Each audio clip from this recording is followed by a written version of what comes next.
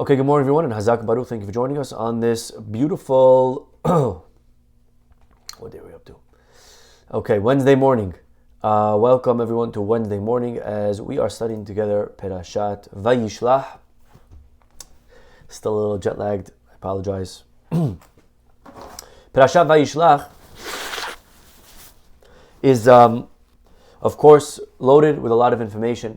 And I want to share with you today a little piece from the Perashah that, of course, like everything, is relevant, but I think we'll find that it's actually packed with ideas about current events and replete with hints of things that are going on right now. Okay? And the episode that I'm referring to is actually the first act of rape against a Jewish girl. Okay, I think that itself speaks on its own. The idea that a Jewish girl was raped, and the first case ever was about Dinah, the daughter of Yaakov.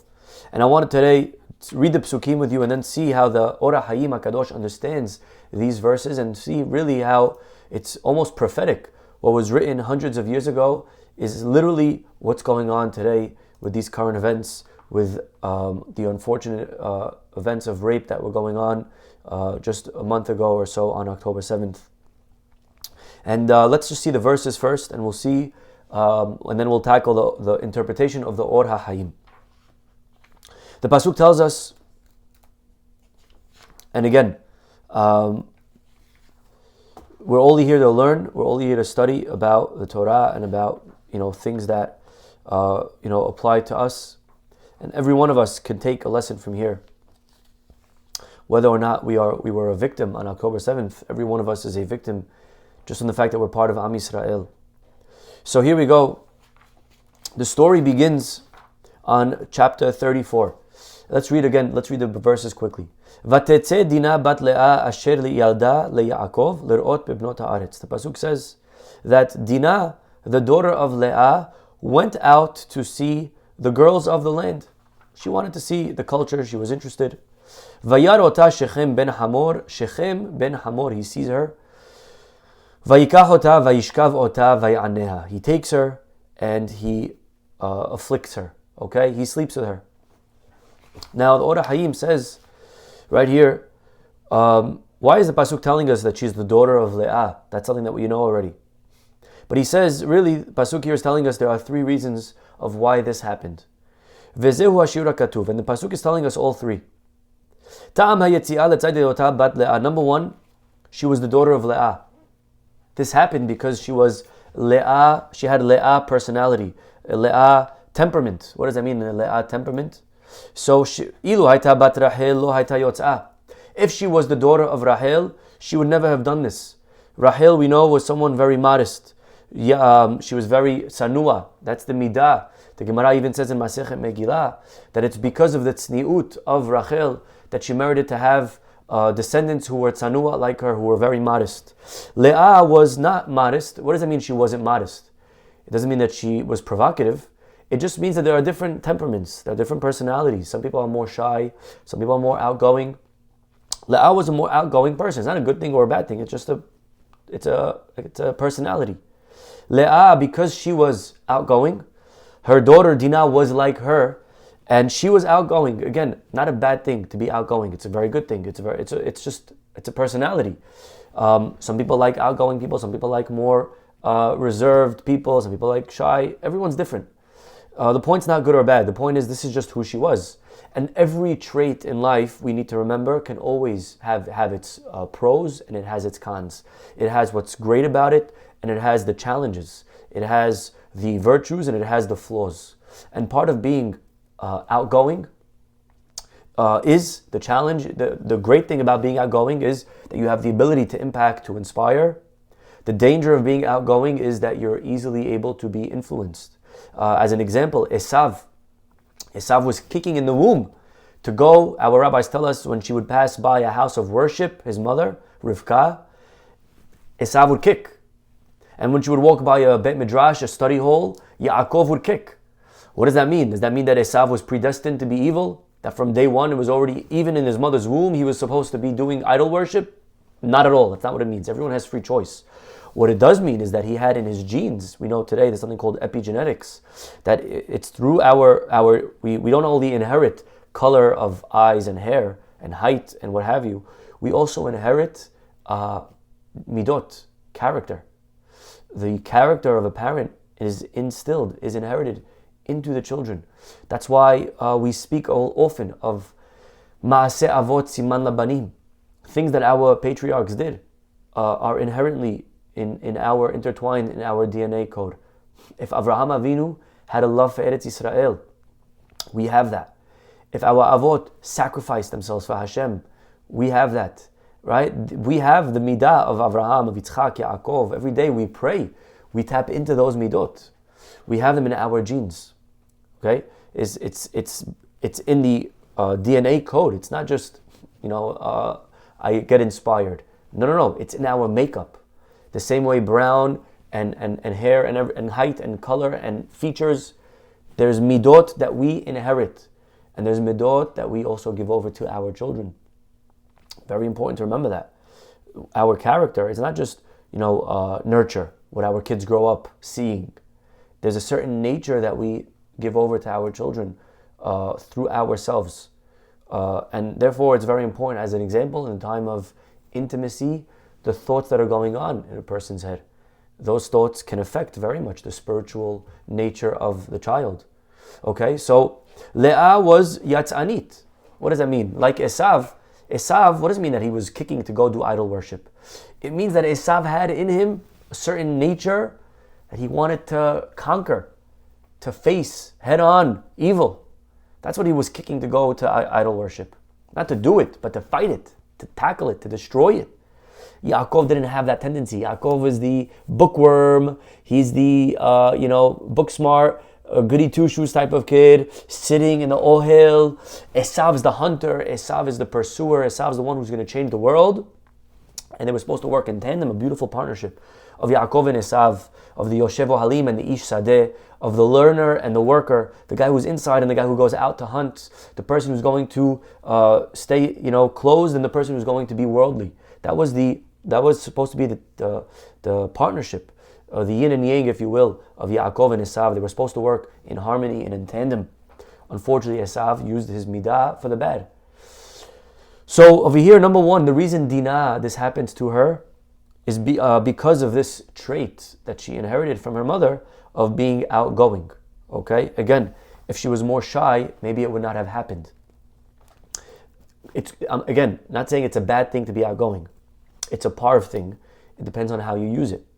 Okay? People that are very shy, there's less room for danger to happen in their lives. They maybe won't, go out and do the wrong thing with the wrong person because they're shy. But it also is going to limit and handicap the extent that maybe their own marriage levels can reach. Okay? That's number one.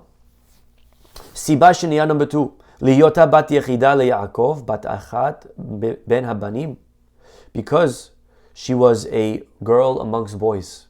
Yatza la Shem havayata ba'olam shebe'amsaut ze asa Shechem ma she'asa ka'asher eva'er. He says number two, for the fact that she was bat Yaakov, and she was the only daughter of Yaakov. Okay?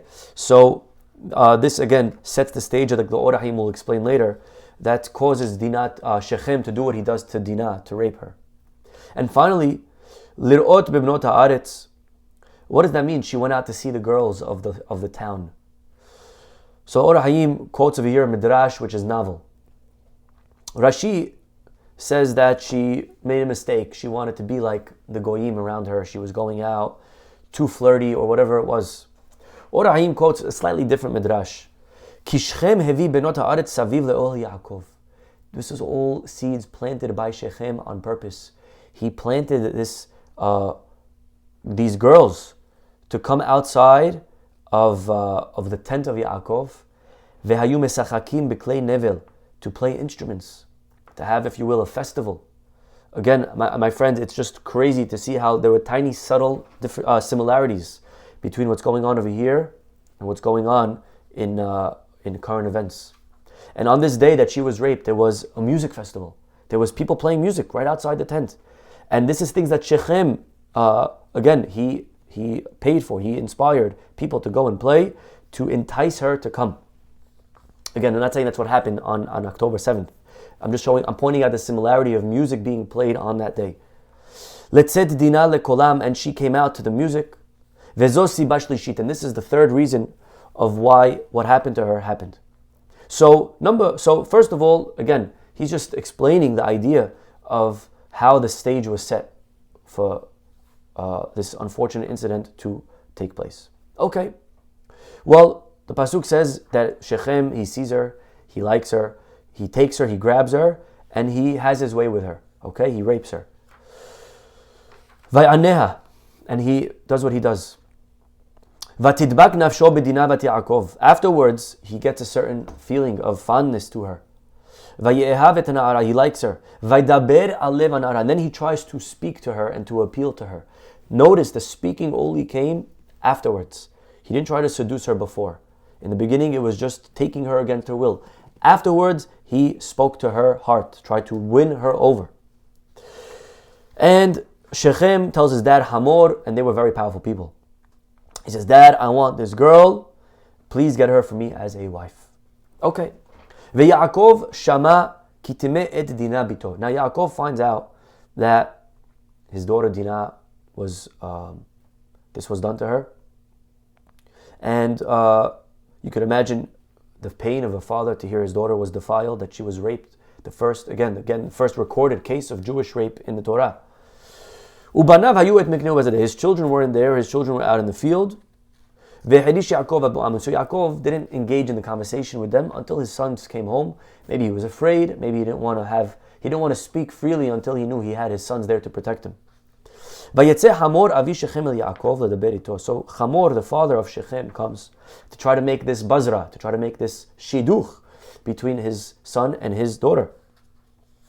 The sons came back from the field. They heard what happened. Vayit'atzevu. They were very upset. Vayihar lahem. They were very bothered. Ki nevala asa beYisrael. That this shameful thing was done in the Jewish people. Lishkav, to lay with the daughter of Yaakov. V'chen lo ya'aseh, something that cannot be done. Something that's not acceptable. It's not acceptable, right? Especially today with all the MeToo movement and all these women standing up against rape, against all these things. This is not something that should be accepted. This is not something that should be okay. Vaydaber Hamor itam. So Hamor speaks. He says, "Listen, my son really likes your sister, your daughter. Please, let's make a shidduch over here. You know, you're respected. We're very powerful. Why don't we make a bazra where you can marry our daughters? We'll marry your daughters. Let's live as one nation. Let's be united. Let's be together." Now the sons of Yaakov, they didn't like this idea, and they go ahead with this crazy plan, this scheme, if you will, of trying to convince the people of Shechem to show as if they were interested. And it was actually very complicated. The Ora Hayim, he goes in length, in depth of the shrewdness that was involved on their part. Because you have to realize that sometimes when you are trying to set somebody up, you have to do whatever you can that they don't realize you're trying to set them up. Over here, if they would have shown any slight facial expression that this was all a plan, the other side would not have went ahead with it. So it was tremendous chokhmah, a lot of genius was involved here. On the one hand, if you can't say on the outside explicitly, you can't show as if you're completely okay with it. Yeah, no problem, we forgive you. Just do a circumcision and we'll be fine. Because then the other side's gonna realize they're gonna be onto something. They're gonna say, 1 second, they're just okay with it. That doesn't make sense. They're going to realize that there's some plan being brewed over here. So they had to show anger. But you can't show too much anger because then you scare them away. There's a lot of chokhmah involved. But just to summarize, basically the plan of Yaakov's sons was they're going to tell Shechem, listen, we're okay with intermarrying, but you have to circumcise. Everyone has to circumcise forever. And if you could accept this tradition that we have from Avraham, Yitzchak, our father, Yaakov, if you do this tradition of our family to circumcise, then we can get married and be happily ever after. So Shechem and his dad Hamor, they now go to the city and they convince everybody. Guys, these are good people. Let's intermarry. All we got to do is just do a circumcision. And the people buy it. They accept this plan. They all do a Brit Milah. And the Pasuk says, on the third day, and this is where it comes from, that the third day is very painful. he says over here, just fast forwarding to Pasuk 25. Vayhi bayom hashelishi, it was on the third day. Bihiyotam ko'avim, as they were in a tremendous amount of pain. Vayikhu shnei bnei Yaakov, the two sons of Yaakov, Shimon and Levi, the brothers of Dinah. They take their swords. Vayavou al ha'ir betach, and they come to the city confidently. Betach means security. They were confident. Vayahargu kol zachar, and they wipe out every male in the city. Ve'et Hamor ve'et Shechem beno hargu lefi harim, and they also kill Hamor and they kill Shechem, his son. And they take their sister from the house of Shechem, where she was held in captivity. Vayetzeu, and they leave. Bnei Yaakov ba'u al halalim vayavozu ha'ir, they took all the money from the city of the people that defiled their sister. They took their sheep, they took their cattle, and all of the women. Okay. Now, this is how they reacted, and we'll come back to this in a minute. What was Yaakov's response to all of this? What did Yaakov say when he saw his sons did this? Yaakov actually is very upset. Vayomer Yaakov el Shimon veLevi, Yaakov says to his two sons, Shimon and Levi, Achartem oti, you have afflicted me. Lehav isheni beyoshev haaretz, you are making me odious among the inhabitants of the land. Ba'kenaani u'ba'perizi, among the neighbors, the Kenaani, the Perizi. Va'ani metem mispar, I am few in number. V'ne'esfu alai, if they all gather around, vehikuni, they could wipe us out. What are you guys doing? Are you out of your mind? You can't just do that. There are rules. You have to play by diplomacy. There's a process. There's a UN. There are other nations involved. You can't just do whatever you want. You do whatever you want, they're going to wipe us out. We are outnumbered. We are tiny compared to the people around us. This is literally what Yaakov says after his sons, his two sons, go ahead and they just wipe everybody out. They wipe the entire city. Genocide, right? I mean, it's echoing in our ears what's going on right now in current events. How people are saying, you can't kill all these innocent people, And Yaakov says this, what are you guys doing? You can't do that. Not okay. We're going to be destroyed. We're going to be killed. We're outnumbered by far. We need allies. We need to follow the rules. This is what he says to his sons. And matter of fact, I mean, this is just chills, my friends. At the end of his life, when Yaakov is about to die, he gives his 12 sons each one a blessing. But when it comes to Shimon and Levi, these two sons that wiped out the city, he does not bless them. What does he say? He says, Shimon veLevi ahim, you two brothers, Shimon and Levi. He says, you guys, kelei Hamas. You guys are adopting the practice of Hamas. Kelei Hamas mechorotehem. You guys, what you're doing is Hamas-like. We don't do that. We don't wipe everyone out. We don't carpet bomb. That's not okay for us to do. There are rules here, and you guys are acting like Hamas. So literally the word Hamas in our story, when Yaakov Avinu at the end of his life is reflecting on this episode. So there is a very obvious question here, a halachic question. And again, I want to come back. Yes, Ishmael, very good. Ishmael is a Hamor, he's a donkey. And this is the Shechem ben Hamor. This is the story involving Shechem, the son of Hamor, the son of Ishmael. Very nice TEA, beautiful connection as well, another connection. But there is a question, a halachic question over here. And that is, what right did the sons of Yaakov, Shimon and Levi, have to go and wipe out all the males? It is a question. They're innocent people. They're civilians.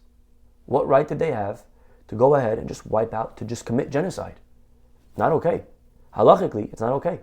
What were they thinking? This is not the question of the Orah Hayim. He asks it, he gives his own answer. We'll come to his answer soon. But this question was already asked, you should know, hundreds of years before him by Maimonides. By the Rambam. The Rambam asks this question. And he says, let's read the Rambam together. Perek Tet, chapter 9, from the Laws of Kings, Halacha 14. He says, you know why what right they had to kill innocent people of Shechem? Letzad shelo hoshivu dayanim al gezel Shechem. It's because they failed to judge Shechem for what he did. One of the 7 Noahide laws is dayanim, setting up a court system of fairness. And when the people of Shechem failed to judge their leader, when there is no law and order, when there's just chaos, when the guy could do whatever he wants and he is not brought to trial for it, the people themselves who failed to set up a court system, they themselves are guilty for not judging their leaders. So the Rambam is saying, again, if we could just copy and paste the current events, that the people are guilty for not judging, in our case would be Hamas, for not standing up against Hamas, for not judging Hamas. Okay? That is what the Rambam says, and therefore, they're all chayav mita. Okay? Comes along the Ora Hayim, and he says it's not an acceptable answer. You can't say that they're guilty because they didn't judge their king. Because mi amar leharav, who told the Rambam shehayavin ladun alam alehem? This is not true, that if you don't judge your king, you're guilty. We know that even amongst Jewish people, there is a certain fear that people have to judge the king, to stand up in trial, to testify against the king, right? We're scared to stand up against important people, powerful people. And that's why our rabbis tell us, peturim, that we don't testify against the king because we're afraid of him, and we know people won't really give real testimony against him. It's not going to be unbiased. There is going to be a certain prejudice when the king's standing on trial, because no one wants to stand up against the king. So if that's true with us and our king, so too it's true with them and their king. You can't hold them liable for not standing up against their leader, Shechem. And therefore, Ora Hayim says the Rambam's answer is not a good enough answer. Well, just because they didn't judge Shechem, that's why they're guilty, that's why they're chayav mita.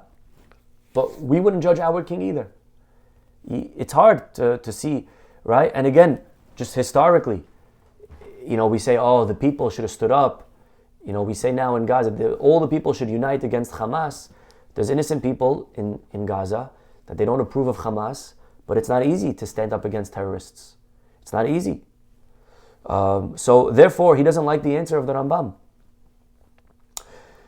He then moves to the answer of the Ramban Nachmanides, and he also knocks him off, but let's just see the answer. He says the Ramban writes that they were all guilty, all the people of the city are guilty. The people are chayav mita not because of this incident with Dinah, but in general they were chayav mita for other things that they did.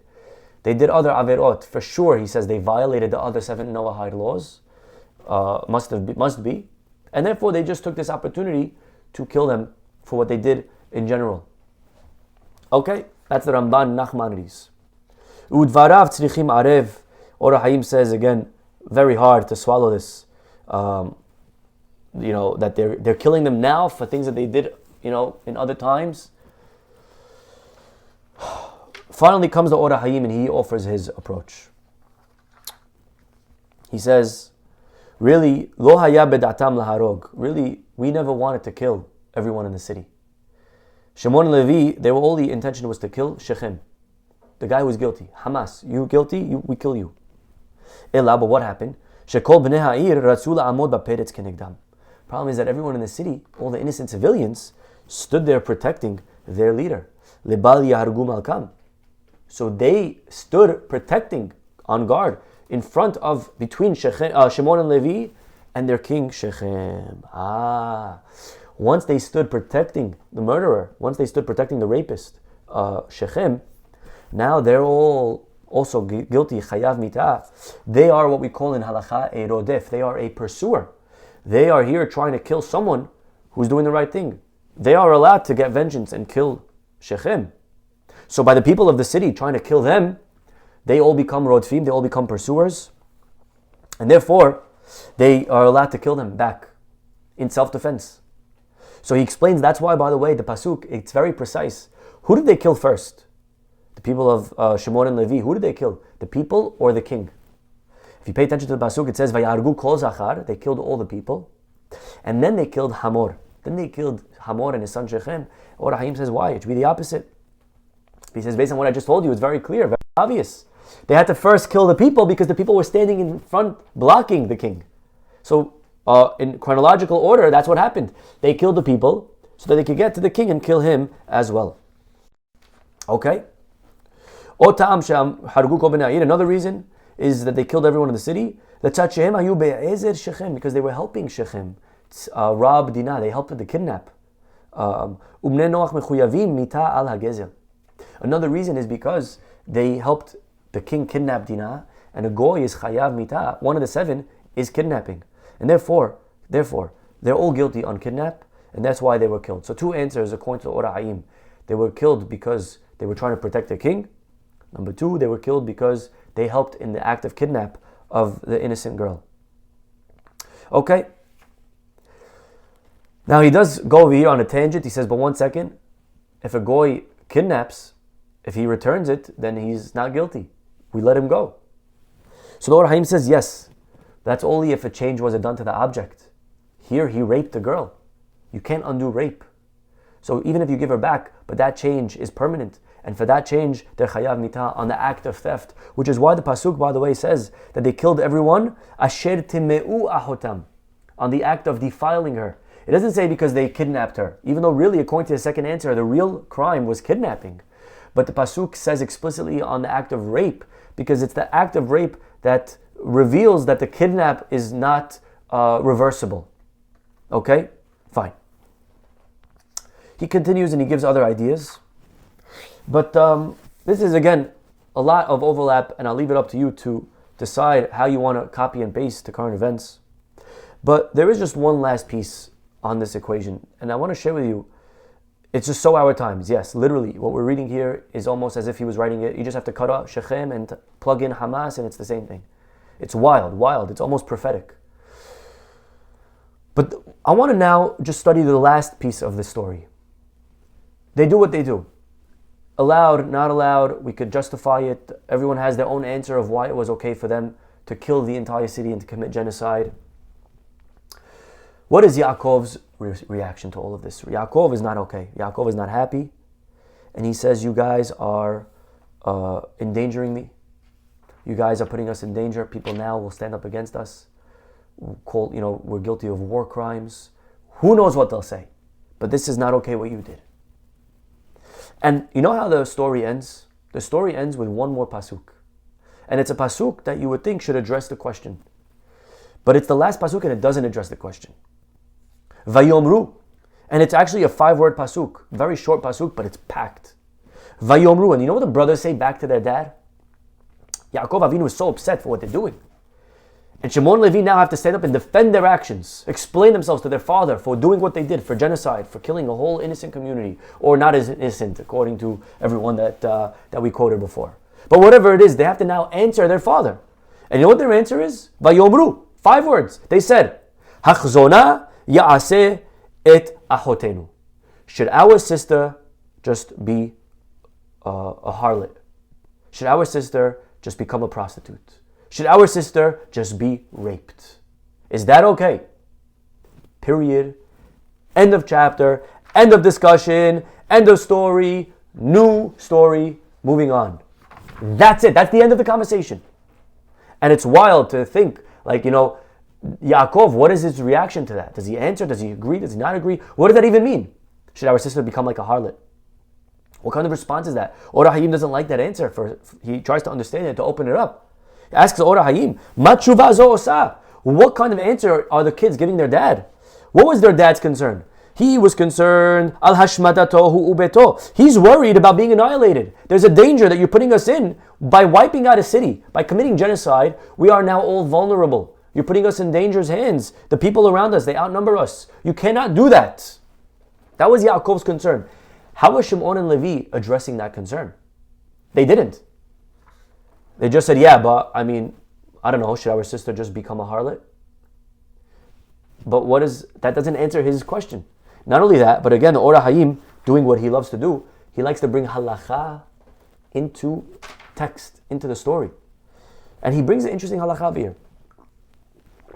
Let's say people come, pirates come. The halacha is brought down in a few places. It's a very, very important halacha. It's very practical when it comes to the famous case of shooting down a plane that's going into the Twin Towers, killing one to save many. It's all part of that topic.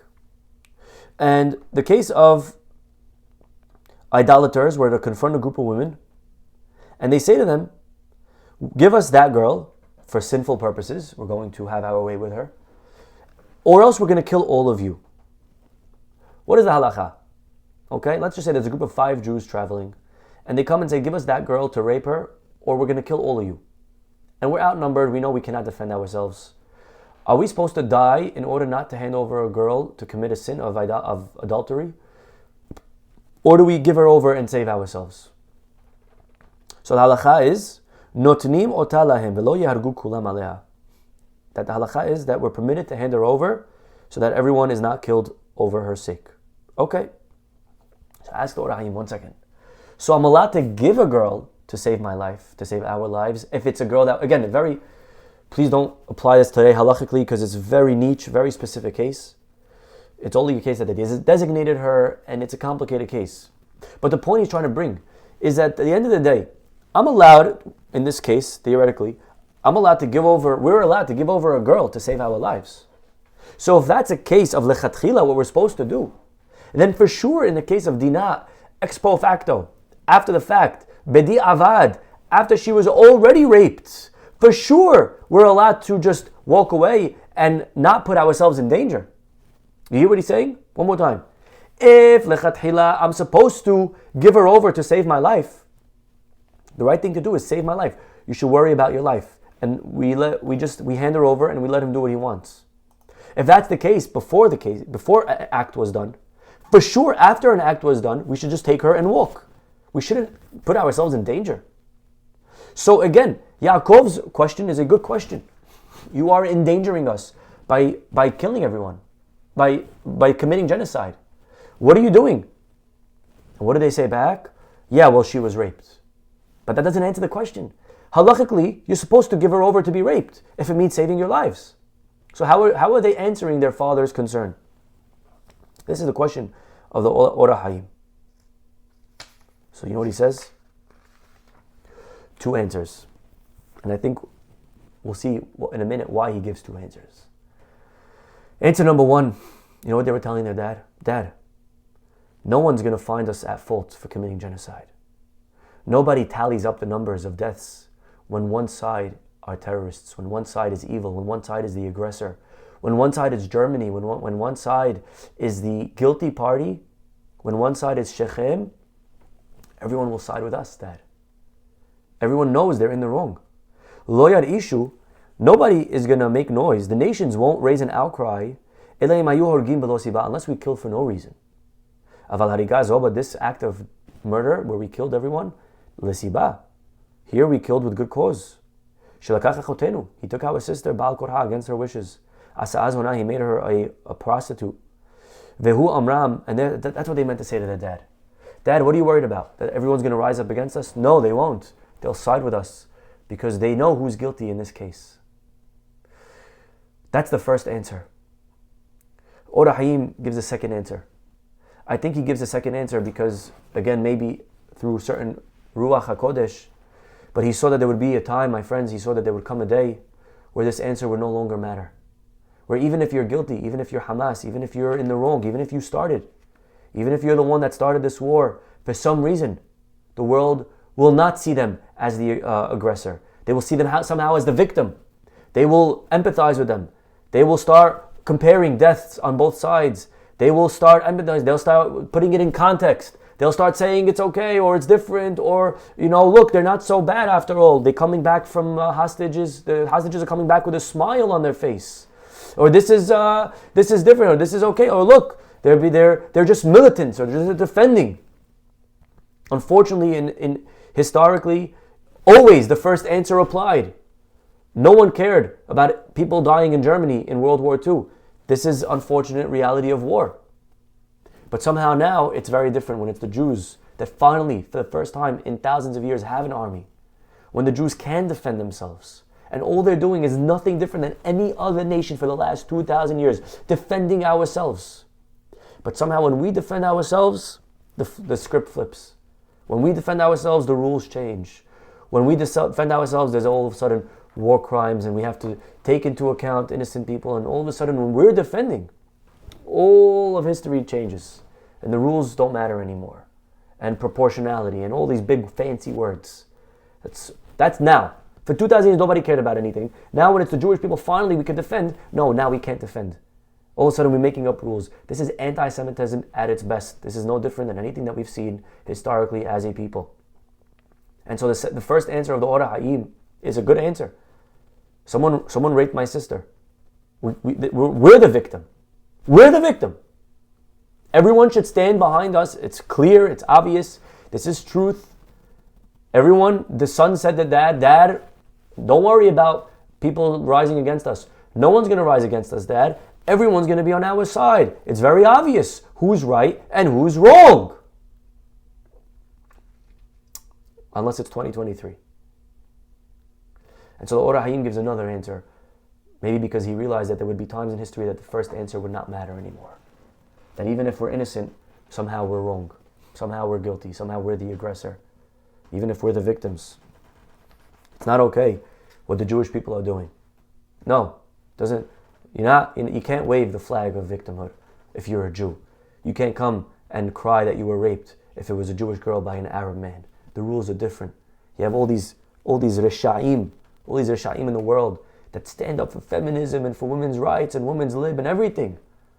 And the second it's the other way, the second it's a Jewish girl, I don't know, we don't want to make it worse, we have to think about it. They never interrogate, they never question. If a girl says, what she says is Kodesh Kodashim, it's holy of holies, we listen to her, we bow to her. The second it's a Jewish girl and an Arab man, no, we don't know, we don't have any questions. Sickening. Sickening. So, the first answer, where you would think it's truth, the whole world sees truth, but the Gemara says already, at the end of Masechet Sotah, the last page, that when Mashiach comes, ha'emet ne'ederet, at the times of Mashiach, truth will be hard to find. You wonder, how could that be? How could it be? Truth will be hard to find. Truth is truth. Everyone knows. Use your head. What's truth? But the Gemara says, no, somehow, not everyone can see truth at the end of time. And we're seeing that today. Politicians that are supposedly supposed to be, objective and quote unquote unbiased and truthful, they can be so blinded by stupidity. So the first answer of the Or HaHayim, maybe he doesn't like it because he was peeking into 2023. So you know what the sons of Yaakov were saying actually? A new answer. Or alternatively, the brothers are saying back to their dad, Dad, you worried about endangering us if we fight? Adraba, opposite. Yistakenu ben ha'umot. To the contrary, Dad, we're going to be in danger for our surroundings if we don't do what we just did. When the world sees that a person could pull a girl's pants down if she's Jewish and do whatever he wants. When the world sees that this is something that we could do, and the response of the Jew, he did whatever he wanted, the Arab. The person did whatever he liked. Then, and there's no repercussion. There's no defense. There's nothing that's done back in retaliation. If we don't do anything, Dad, that's the danger. When they see they could get away with it, that's the danger. It is our obligation to step up and to defend our sister. And that's what they were telling their father. Dad, you worried about diplomacy. You worried about us looking bad. You worried about us having to tiptoe and to walk the tightrope and to be cautious and to be fair and to be. Dad, opposite. If you do that, the world looks at you like you're a joke. They'll do whatever they want. That'll put us in danger. When they see that we stand up for ourselves, that we don't take garbage, that we don't take nonsense, that we're not okay with this. When they see us putting our foot down, then they'll respect us. That was what they told their dad. And this is the end of the story. This is the end of the conversation. And I'm not an IDF, I'm not a general, I'm not a big rabbi. I'm not here to say what's right, what's wrong.